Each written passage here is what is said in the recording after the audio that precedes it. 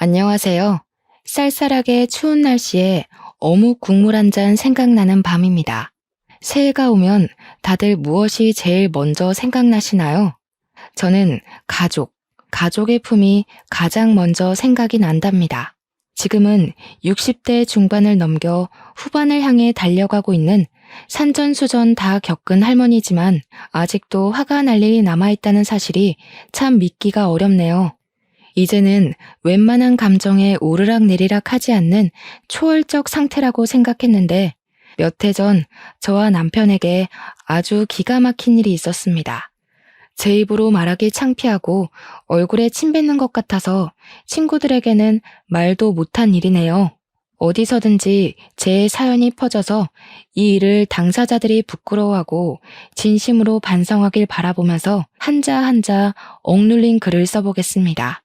저에게는 남들처럼 아들 하나 딸 하나 그리고 제 배 아파 낳은 딸은 아니지만 누구보다 소중한 막내딸이 하나 더 있습니다. 말씀드렸다시피 제 배로 낳지 않은 딸은 바로 저의 시조카인데요. 평생을 제가 키웠습니다. 우리 남편에게는 나이 차가 얼마 나지 않는 남동생이 하나 있었습니다. 저희가 결혼하고 다음 해에 바로 시동생이 결혼식을 올렸으나 저희가 애를 둘 낳고 초등학생이 될 때까지 키우는 동안 시동생네는 아이가 생기지 않아 힘들어 했었습니다. 그래도 장남인 남편이 아들을 낳았고 2년 뒤에 딸도 하나 낳아서 시부모님께서 시동생네에게는 아이를 닥달하진 않으셨었죠. 점차 커가는 우리 아이들을 보면서 동서는 각고의 노력을 했습니다. 저에게 울면서 형님, 저도 아이를 낳고 싶어요 했던 적도 있었네요. 다시 생각해도 참 가슴 아픕니다. 시동생 부부는 결혼한 지 7년 만에 겨우겨우 임신에 성공했고 혹시라도 애가 잘못될까 가슴 졸이며 10개월을 품었습니다. 그리고 아이를 낳은 지 겨우 100일이 지났을 무렵 음주운전 차량과 사고가 크게 나는 바람에 시동생과 동서는 그만 세상을 떠나고 말았습니다. 저와 남편이 얼마나 장례식장에서 울었는지 모르겠어요. 허망하게 아기만 남겨두고 떠나는 그들이 눈이나 제대로 감았을까 싶었습니다. 하나뿐인 조카이기도 하고 시댁에서는 막둥이 아기를 고아원에 차마 맡길 수 없었던 터라 저에게 눈물로 읍소했습니다. 친자식과 다를 거 알지만 부탁할 사람이 저밖에 없다며 제가 품어주기를 바라셨습니다. 시부모님은 이미 노쇠하신 몸이었고 아이 키운 지도 오래됐다며 저에게 염치불고하고 부탁한다고 하셨어요.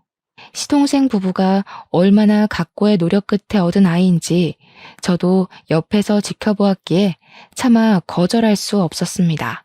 그 갓난아이가 혼자 고아원에서 어찌 잘할 수 있겠습니까? 핏줄이 뻔히 살아있는데 사람의 도리로서도 절대 그렇게 보내면 안 되는 거죠. 그래서 저는 제가 품기로 했습니다. 시부모님은 저에게 시동생 부부의 보험금을 주겠다고 했습니다. 더군다나 상대방의 음주운전 과실로 인한 사고였기 때문에 합의금까지도 저에게 주시겠다고 했습니다.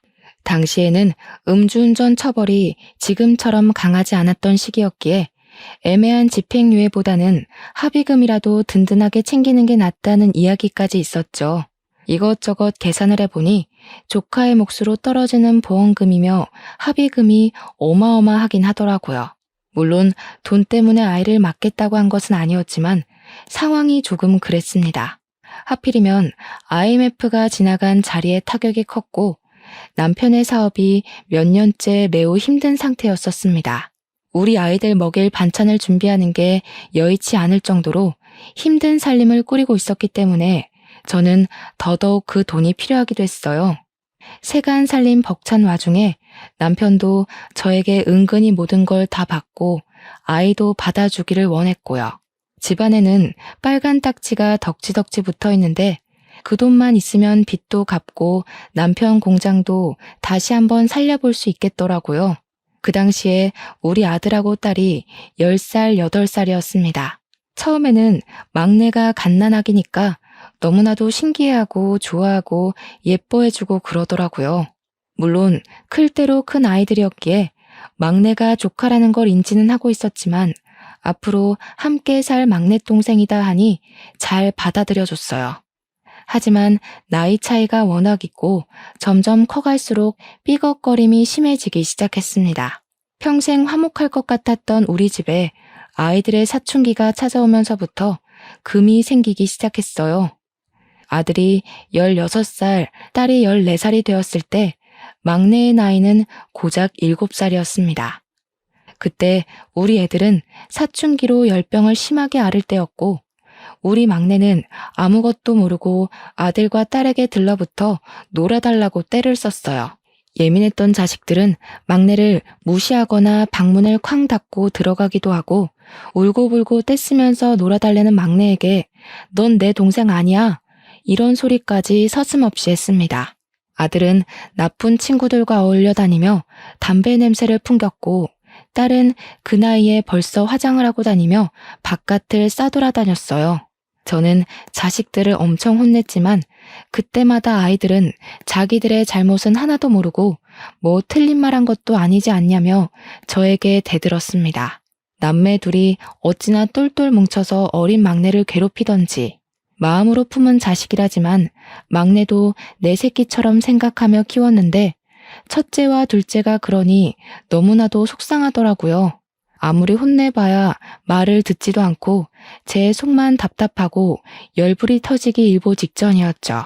막내에게만 못되게 구는 게 아니라 저와 남편에게까지 못되게 굴다 못해 학교에서도 맨날 문제만 일으켰거든요. 막내 돌보기도 바쁜데 다 큰 녀석들이 매번 학교에서 선생님의 연락을 받게 하니까 점점 저도 지치게 되었습니다. 그나마 다행인 건 남편의 사업이 다시 순항을 이루고 있었다는 것이었습니다.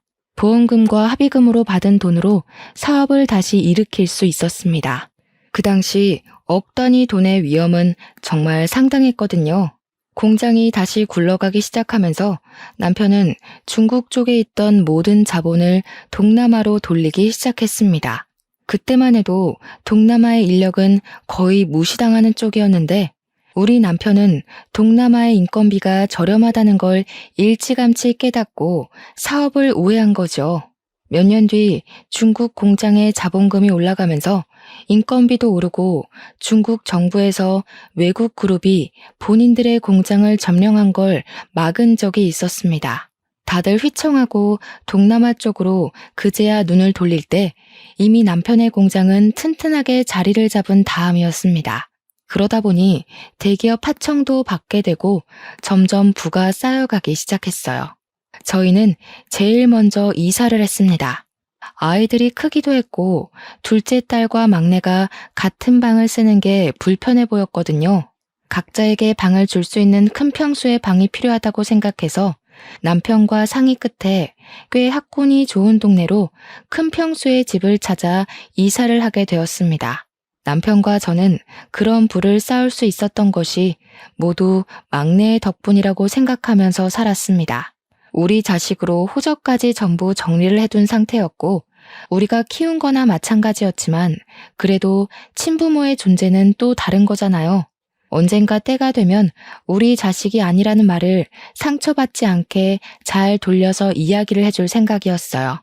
원한다면 막내딸이 아니라 조카라고 불러주겠다고 마음까지 먹었죠. 그게 막내가 진심으로 친부모를 인지할 나이가 되면 다 그렇게 해줘야 하는 게 진리라고 생각을 했습니다. 늘 막내에게 감사한 마음이 있었고 오로지 막내를 위한 저희의 진심이었던 거죠. 그런데 우리 아들, 딸들은 어찌나 철이 없던지 자꾸 막내한테 넌 우리 가족이 아니라고 더부살이라고 이야기를 하더라고요. 고작 8살밖에 안 된 아이가 뭘 알겠습니까? 더부살이가 뭐냐고 저한테 물어보는데 저는 머리가 멍해지는 느낌이었어요. 그런 소리는 어디서 들었니? 하니까 언니랑 오빠가 말해줬대요. 자기는 더부살이라고 그랬다고. 그날 처음으로 저는 다 큰 자식들에게 매를 들었습니다. 어디 그런 소리를 막내에게 할 수 있냐고. 지금 우리가 이렇게 먹고 사는 게 다 막내 덕분인 걸 몰라서 하는 소리냐고. 가족으로 품고 이미 너희의 동생으로 호적까지 다 정리되어 있는데 어떻게 그런 철없는 소리를 할 수 있냐고 엄청나게 혼을 냈습니다. 막내가 다 커서 인지하고 상처받지 않을 나이가 되면 다 말해주려고 했는데 이런 식으로 초를 치기 있냐면서 제가 가슴을 퍽퍽 치며 이야기했어요. 막내에게 상처 주는 말을 뱉으면 너네도 쫓아내버릴 거라고 그런 말은 입에도 담지 말라고 했죠. 자식들은 그럼에도 불구하고 제 말을 이해하지 못한 건지 못하는 척 하는 건지 친동생이 아닌 거는 사실이지 않냐고 대들더군요.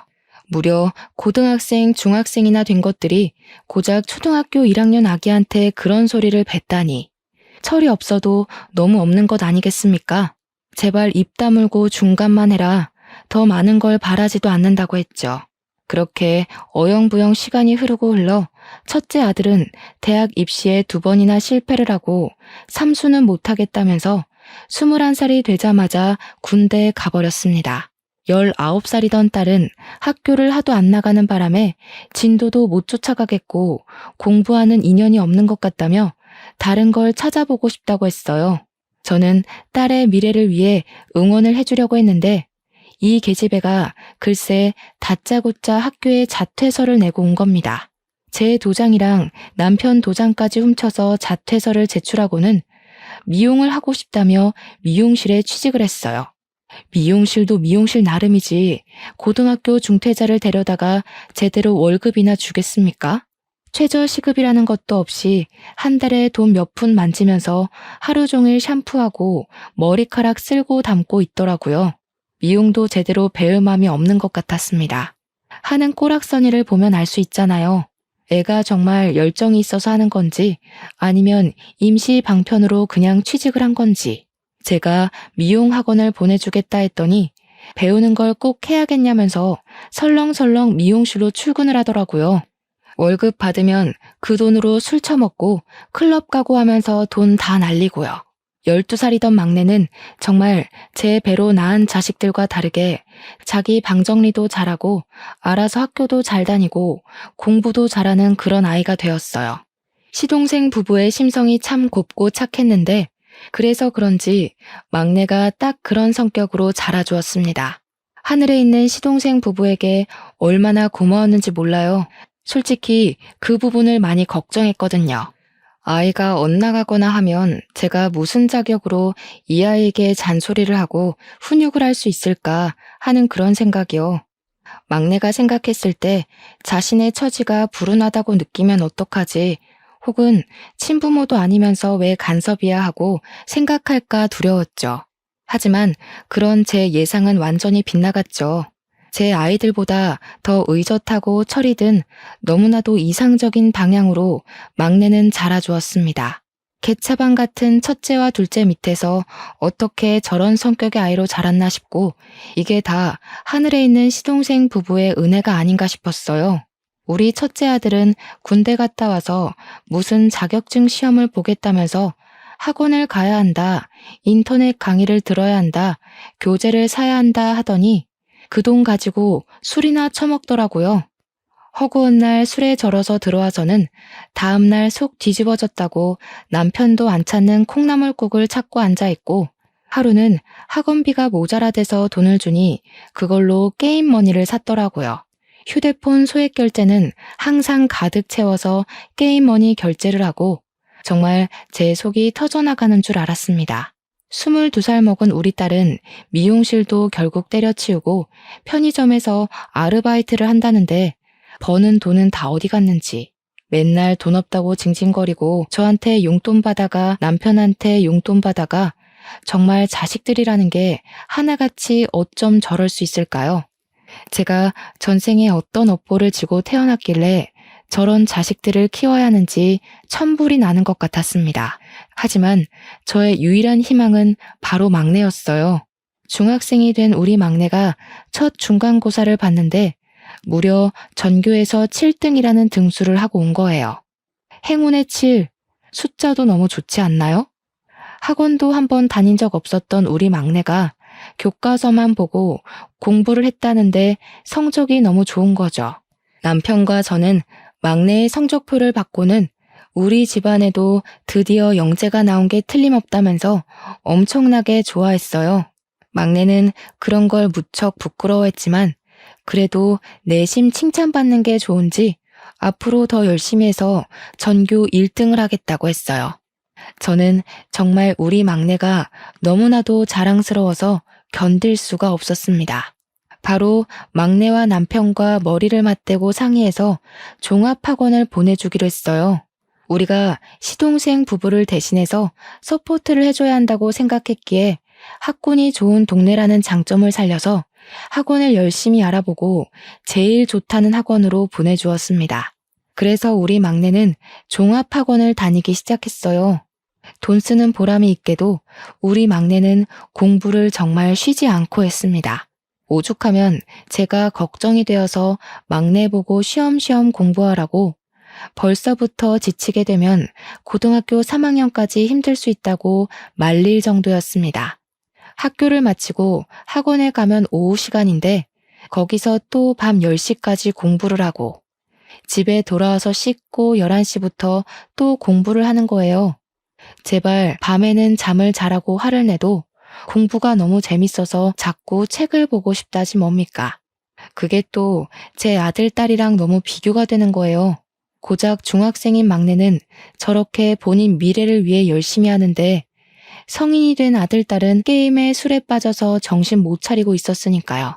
자격증을 따겠다고 매달 학원비, 교재비 달라던 아들은 누구보다 술을 잘 먹게 됐다면서 동네에서 자기를 술로 이길 사람 없다고 자랑이랍시고 이야기하고, 딸은 편의점 알바도 3개월 만에 잘려서 클럽 간다고 화장이나 떡칠하고 있고, 제가 참 자식 농사를 잘못 지었다는 생각밖에 들지 않더라고요. 그 와중에도 웃긴 게 뭔지 아십니까? 제가 우리 막내 하면서 최대한 서포트 해주려고 애쓰고 끼고 돌았거든요. 우리 남편도 막내 일이라면 그게 뭐가 됐든 발벗고 나서서 도와주고 싶어 했고요. 그걸 보고 14살짜리 애를 상대로 20대인 아들, 딸들이 질투를 하고 앉아있는 겁니다. 애가 공부를 늦게까지 하다가 밤 10시가 다 되어 집에 돌아왔는데 아들이랑 딸이 둘 다 술을 처먹고 와서는 집에서 고성방가를 지르고 떠들고 난리도 아닌 거예요. 제가 보다 너무 한심하고 짜증이 나서 우리 막내 공부해야 되니까 조용히 하라고 했어요. 그 시간에 돌아와서 간단하게 간식 먹고 새벽까지 공부를 하는 걸 잘 알고 있었으니까요.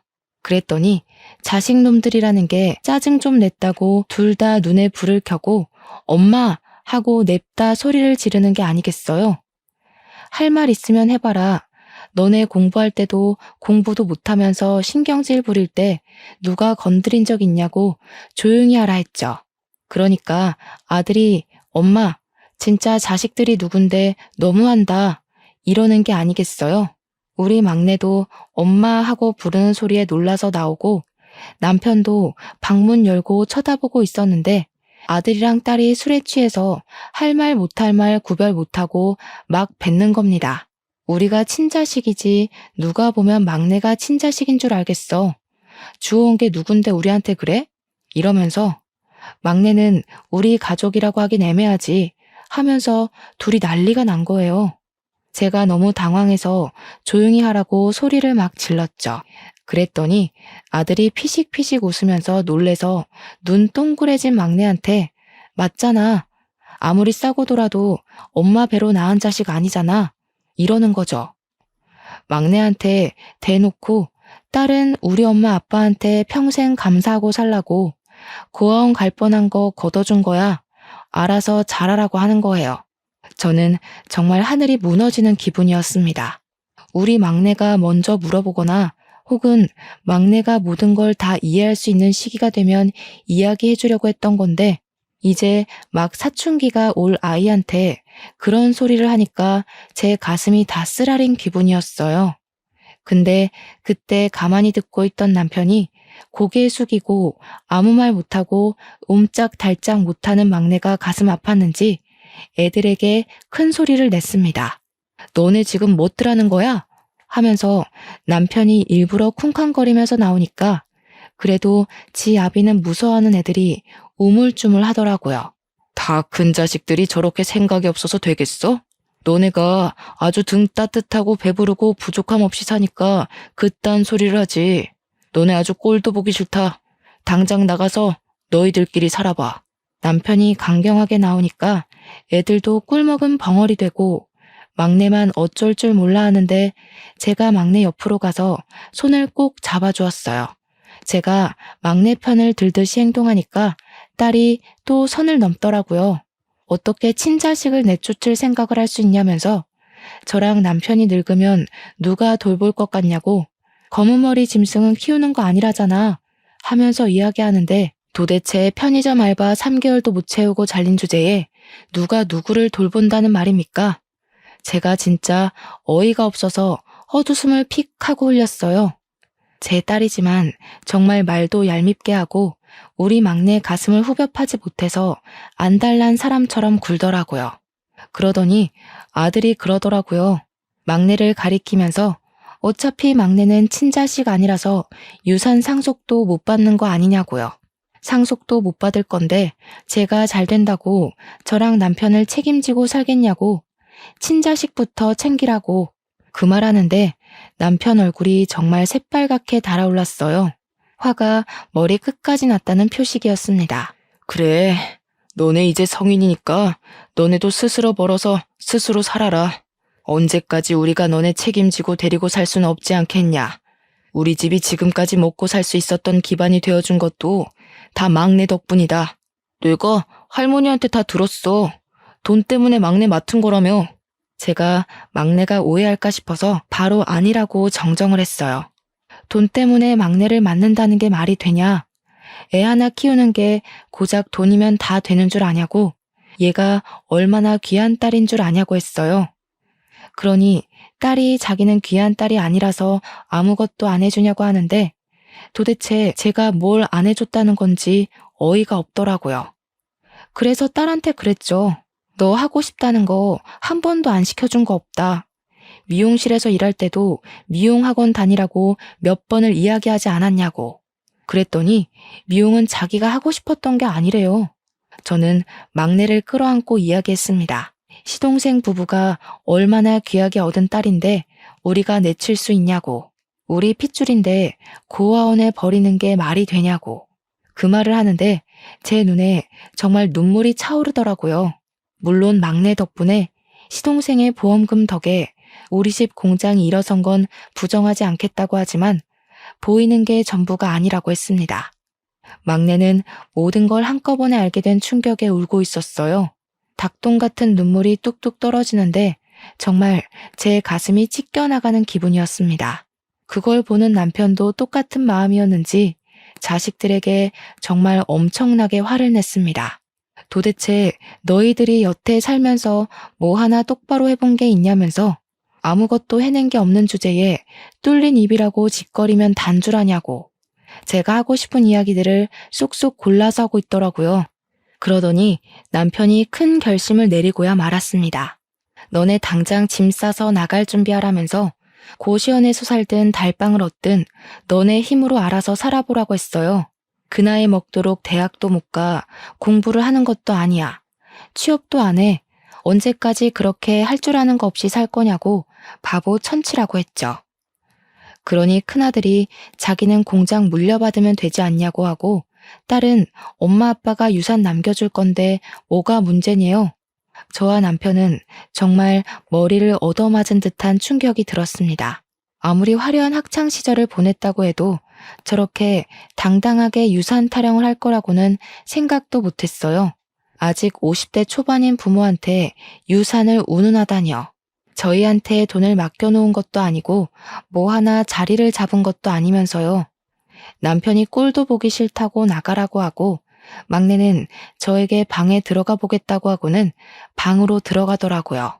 저는 이대로 보내면 안 되겠다는 생각이 들어 방으로 따라 들어갔습니다.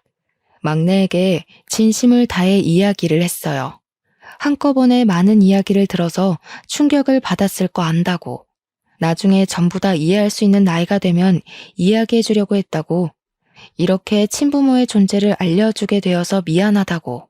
사춘기로 예민할 텐데 마음 쓰일 거 다 안다고 토닥토닥 해주었죠.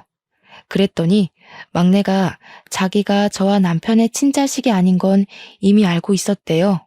아들이랑 딸이 맨날 그 이야기를 몰래 꺼냈고 어느 날부터 자기가 이 가족의 진짜 구성원이 아니구나 하는 걸 느꼈대요. 그래서 저한테 더 잘하고 싶었다고 오히려 저한테 죄송하다고 말하면서 오는데 정말 이날은 어떤 말로도 제 감정을 표현할 수 없어요. 비록 내 배로 낳은 건 아니지만 막내는 내 딸이 맞는다고 절대로 사이 틀어지지 말자고 약속까지 꼭 걸었습니다. 막내가 저한테 울면서 정말 보험금 때문에 저 키우신 거 아니죠? 하는데 저도 엉엉 울었어요. 절대 아니라고 너를 받아들이기로 한 순간부터 너는 내 딸이었다고 했습니다. 안 그랬으면 호적 정리도 안 했을 거라고 내 딸이니까 입양까지 한 거라고 이야기했어요. 물론 그 돈을 그때는 필요해서 썼다고 하지만 그 보험금만큼 우리가 벌어서 채워놨다고 너 성인 되면 줄 거라고 이야기를 했어요. 화들짝 놀라면서 아니라고 하는데 제가 그 돈 안 챙겨주면 나중에 시동생 부부를 무슨 면목으로 하늘에서 만나겠나요? 막내도 어느 정도 오해가 풀렸는지 공부를 더 하다가 자겠다고 하길래 방에서 나왔습니다. 아들이랑 딸은 방으로 들어가 숨은 건지 뭔지 보이지도 않고 남편만 거실에서 씩씩거리고 있었습니다. 그래서 저는 남편에게 어떻게 할 거냐고 물으니 뭘 물어보냐고 정말 내쫓아 버릴 거라고 하더군요. 고생도 해보고 정신을 차릴 거 아니냐면서 한 달 안에 취업해서 나가라고 저한테 신신당부하라고 전하더군요. 기숙 공장에 들어가던 아니면 정말 모텔이라도 잡아서 나가던 이 집 밖으로 내쫓을 거라고요. 저는 남편 말에 솔직히 동의를 했어요. 우리 자식이라고 하지만 언제까지 망나니 짓 하는 걸 두고만 볼 순 없으니까요. 그래서 다음날 남편이 출근하고 슬그머니 밥 달라며 눈치 보면서 나오는 아들, 딸에게 이야기를 했습니다. 아빠가 한 달 안에 기숙 공장을 가든 집을 구하든 취직해서 나가라고 했다고 딱 잘라서 이야기를 했어요. 그러니 애들이 놀라면서 어떻게 나가서 살 수 있겠냐고 엄마가 좀 말려줘 하면서 생떼를 피우는데 저도 딱 잘라 말했습니다. 입 조심하고 행동 조심 안 한 건 너희들인데 왜 나한테 그런 걸 바라냐고요. 제가 냉정하게 이야기하니 애들도 꿀먹은 벙어리가 되더라고요. 나가서 고생하면서 살아보라고 한 달 안에 취직하는 게 너희한텐 좋을 거라고 하고 밥도 그냥 김치랑 동치미만 줬어요. 반찬 투정도 못하고 우물쭈물하면서 대답도 제대로 못하더라고요. 그렇게 살얼음판 같은 2주가 지나고 딸은 무슨 빵 공장에 취직을 했다고 하고 아들은 콜센터에 취직했다고 하더라고요. 둘 다 죽겠다 하면서 은근슬쩍 눈치 보고 넘어가길 바라는 것 같았지만 남편은 칼같이 굴었습니다. 이제 너네도 부모의 그늘에서 벗어나서 살아보라고 하면서 월세 얻을 보증금 정도는 보내주겠다고 했어요. 정말 딱 500만 원씩 보내주고는 나가서 집부터 알아보라고 했습니다. 아들이랑 딸은 울며 겨자 먹기로 나가서 발품 팔아 원룸을 알아보더라고요. 저희 남편이 한다면 또 하는 사람이거든요. 그러니 사업가로서도 성공할 수 있었던 거고요. 물론 아들하고 딸한테만 돈을 주는 것도 형평성에 어긋난다고 생각했는지 막내한테도 용돈으로 쓰던지 알아서 하라며 500만 원을 보내주었어요. 막내는 이렇게 큰 돈은 필요 없다고 했지만 나중에 대학 가서 자취하거나 등록금 내는데 보태던가 요긴하게 쓰라고 주었습니다. 아들이랑 딸이 이사하는 날에도 남편은 콧배기도 비치지 않았어요. 저도 일부러 이사 갈 집에 가보지도 않았고요. 이삿날까지 정말 나가야 되냐며 징징거리던 애들은 제가 빨리 짐 빼라고 하니까 결국 이사를 갔습니다. 그렇게 막내랑 남편 저까지 셋이 사는 집은 조용하고 평화로웠어요. 딱 3개월 지나고 집에 경찰이 찾아오기 전까지는 말이죠. 무슨 일로 찾아오신 거냐고 물어보니까 우리 첫째 아들 이름을 대더라고요. 우리 아들인데요. 하니까 글쎄 아들이 사기를 쳤는데 집 주소가 여기로 되어 있어서 찾아왔대요. 전입신고도 안 하고 살고 있었나 봐요. 저는 사기라는 말에 놀라서 무슨 일이냐고 물어보니까 우리 아들이 소액 사기를 쳤다는 겁니다. 중고나라 같은 데에 가짜 물건을 올려 파는 그런 걸 했다는 게 아니겠어요. 이게 한두 건도 아니고 무려 17건이나 걸려서 사기죄로 재판까지 가야 하는데 아들이 어디 있는지를 알 수가 없어서 수배 내려지기 일보 직전이래요. 저는 아들 원룸 주소를 경찰에게 알려주고 같이 찾아갔어요. 집에서 술 퍼먹고 퍼질러 자고 있더라고요. 이 시간엔 일해야 하는 거 아니냐고 하니까 취직한 곳도 2달 만에 그만뒀대요. 경찰서까지 끌려가는데도 술이 덜 깼는지 무슨 상황인지 제대로 인지도 못하더라고요. 경찰서 가서 취조하니까 그제야 울고불고 잘못했다고 비는데 25살이나 먹고 제가 진짜 쪽팔려서 얼굴을 들 수가 없었습니다. 경찰 측에서도 소송 건 사람들이 합의 의사를 밝혔다고 전과자 만들기 싫으면 합의하는 게 좋을 것 같다고 하더군요. 회사를 그만두고 월세 낼 날은 다가오는데 돈은 없고 그래서 사기를 쳤다고 하더라고요. 남편이랑 저는 어쩔 수 없이 합의를 해주었습니다. 정신 똑바로 차리고 살았으면 해서 내보냈더니 더 큰 사고를 치고 올 줄 알았겠어요. 첫째 아들이 그러더라고요. 앞으로 막내한테 허튼 소리 안 하고 괴롭히지도 않을 테니까 집에 들어와 살게 해달라고요. 남편이 그건 절대로 안 된다고 못을 땅땅 박더니 남편 공장에 출근해서 일을 하라고 하더군요. 사기죄로 고소를 한번 당했던 아들은 정신 차리고 남편 공장에 취직해서 출근을 하기 시작했어요. 속절없이 시간이 더 흐르고 우리 막내가 16살이 되었는데 학원을 다닌 뒤로 성적이 더 많이 올랐어요. 전교 1, 2등을 하는 막내의 진로 상담을 위해 학부모 상담에 가게 되었는데 특목고에 보내는 게 어떻겠냐고 하시더라고요. 과학고등학교를 생각하고 있었다는 막내의 말에 저희 부부는 전적으로 지원을 해주기로 했습니다. 성적 관리도 잘 된 편이고 경시대회 수상 이력도 있어서 지원해도 좋을 것 같다는 말에 냉큼 결정을 했어요. 막내의 성적이 좋다고 하니까 남편이랑 저랑은 신나서 동네방네 자랑을 하고 다녔죠. 그런데 또 한 번 사건이 일어나게 되었습니다. 바로 빵 공장에 다니고 있던 딸에게 연락이 왔는데 할 말이 있다면서 집으로 찾아오고 싶다고 하더라고요. 무슨 일 때문에 그런가 했더니 글쎄 딸이 웬 남자랑 같이 집에 들어서는 게 아니겠어요? 딸이 온다고 해서 아들도 부르고 막내도 오래간만에 학원 쉬고 집에서 기다렸는데 딸이 배가 불러서 나타난 거죠. 딸이 당당하게 결혼하겠다고 애아빠라면서 남자를 소개해 주는데 누가 봐도 정말 사기꾼처럼 생긴 놈이었어요. 얼굴에 버터 바른 것처럼 생겨서 왜 이 사람 저 사람 다 꼬드기게 생긴 그런 사람 말이에요. 남편이랑 저는 너무 당황해서 아무 말도 못하고 딸아이 배만 바라보고 있었습니다. 오죽하면 아들이 딸한테 머리에 총 맞은 거 아니냐고 막말을 하는데도 아무 소리 못하고 있었어요. 이미 임신 6개월이라고 배를 쓰다듬는데 우리 딸 고작 25살이었단 말이죠. 혼인신고도 이미 했고 혼수만하게 돈을 보태달라고 찾아온 거였더라고요. 알고 보니 빵 같은 공장에 다니고 있었던 남자였고 살림 차린 지도 1년이 넘었다고 했어요. 공장에 들어가서 얼마 안 되어 사귀게 되었고 바로 동거를 시작했다면서 남자 쪽에 인사는 드렸냐고 하니까 고하래요. 시부모도 없으니 얼마나 좋냐면서 철없이 구는데 목덜미 잡을 뻔했습니다. 결혼식도 안 할 거라면서 1억만 보태주면 살림이 좋아질 것 같다고 애도 태어날 거니까 돈 좀 달래요. 결국 남편이 딸에게 1억을 해주겠다고 했죠. 그랬더니 이번에는 아들이 거품을 물고 달려드는 게 아니겠어요? 왜 딸만 1억을 해주냐고 자기도 1억 해달라고요. 남편이 딱 잘라서 너 결혼할 때 1억 해줄 테니까 입 다물으라고 했어요. 그러니 자기도 여자친구 있다면서 결혼하겠다는데 진짜 주둥이를 확 찢어버리고 싶었네요.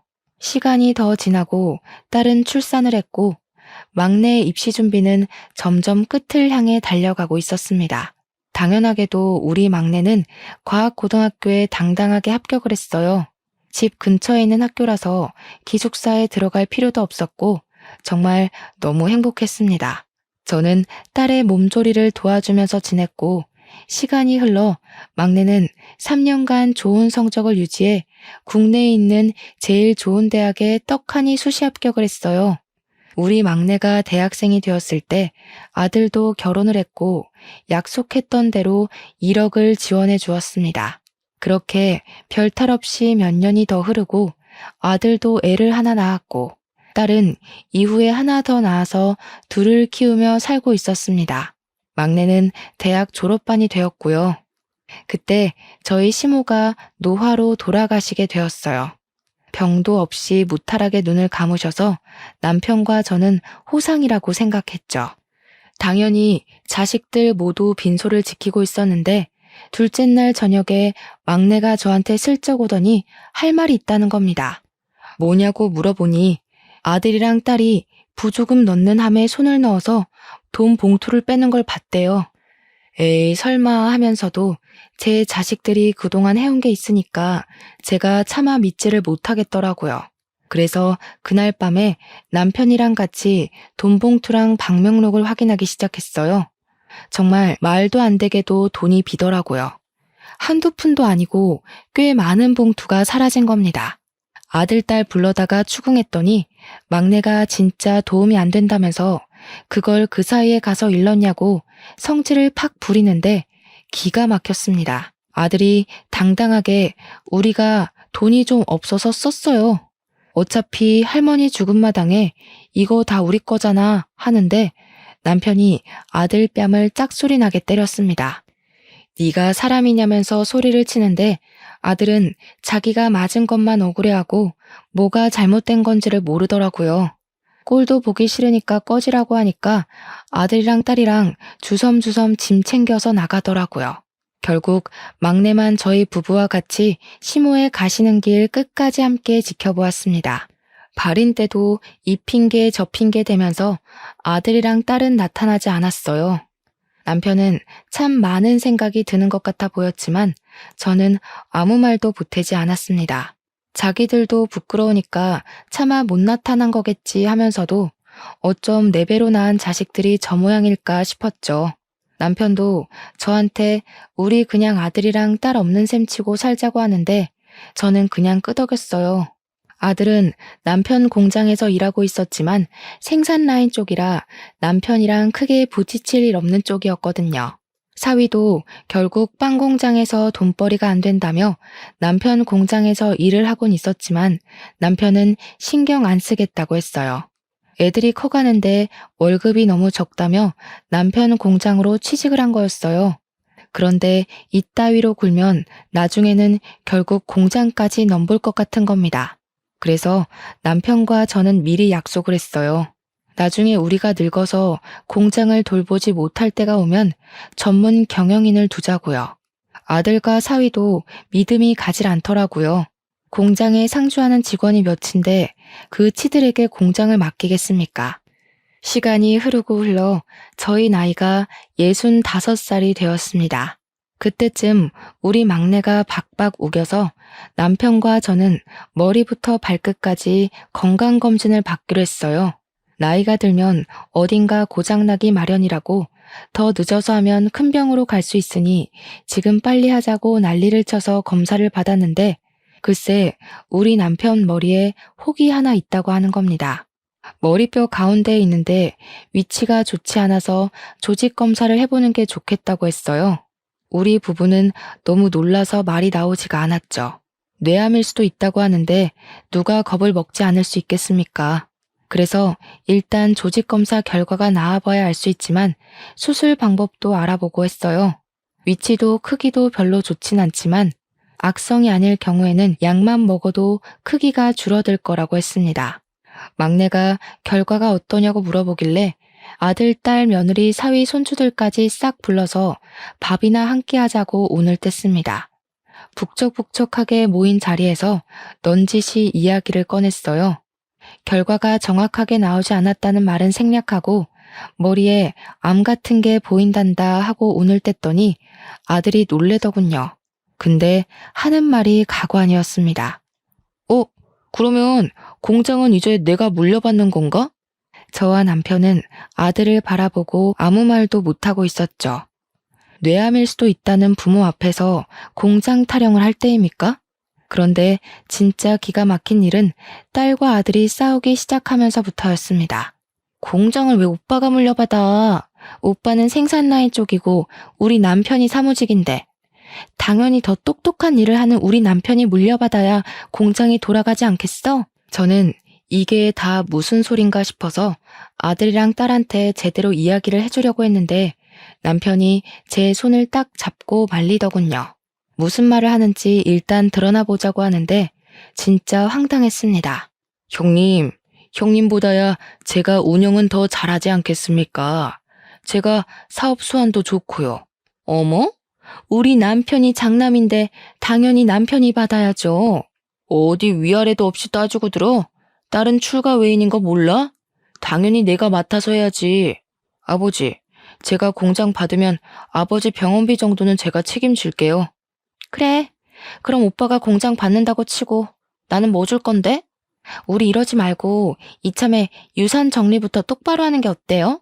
막내 너는 우리 집 핏줄 아니니까 탐낼 생각하지 말고. 그래, 맞지. 친자식도 아닌데 숟가락 얹을 건 아니지? 공장은 일단 내가 갖고 너네는 군산에 있는 땅 가져가고. 그럼 지금 어머니 아버지 사는 집은 어떻게 처리하지? 남편이 부들부들하면서 한 소리 하려고 하는 순간 막내가 벌떡 일어나서 소리를 쳤어요. 야, 이 버러지 같은 새끼들아! 이러는데 우리 막내가 30살 먹도록 저는 정말 저런 소리 하는 걸 처음 들어봤습니다. 항상 저나 남편, 아들, 딸에게 존댓말을 쓰던 막내가 욕을 하다니요. 검은 머리 짐승 운운할 때는 언제고. 누가 지금 짐승짓 하는지 잘 생각해봐. 어떻게 아버지 아프시다는데 그런 소리를 할 수 있어? 그리고 따지고 보면 그 공장 우리 친부모님 덕에 일어난 거라 지분은 내가 제일 많거든요. 받을 생각도 없지만 언니 오빠가 이런 식으로 굴면 내가 권리 주장하지. 어떻게 부모 앞에서 유산 나눌 이야기를 해. 정말 속 시원하게 다 질러주니까 우리 남편도 그제야 이야기를 하더군요. 내가 암 같은 거라고 했지 암이라고는 안 했다. 죽을 병 걸린 것도 아니고 너네가 얼마나 돈 욕심을 내는지 내 아주 잘 알았다. 막내 말대로 권리는 막내한테 있으니까 김칫국들 마시지 말고 너네 한 푼도 안 줄 거다. 막내랑 상의해서 사회에 기부를 하든지 할 게야. 막내야, 가자.